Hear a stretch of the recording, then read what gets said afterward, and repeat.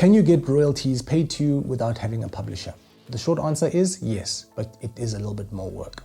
If you're an independent artist in South Africa, you can collect your own royalties directly from SAMRO, Capasso, and Sampra, as long as you're registered and submitting your works properly.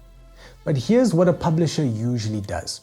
They usually register your songs, they chase unpaid royalties, they negotiate deals, and they track your catalog across platforms.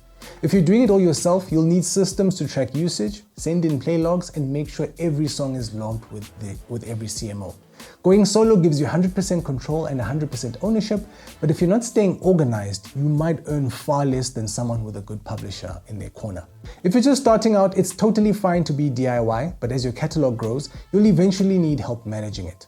Whether that's a publisher or a tool like a queue logger or something to track your music. I have a few other videos that cover registration as well as getting paid all the royalties that are due to you by ensuring that you're registered with the correct companies.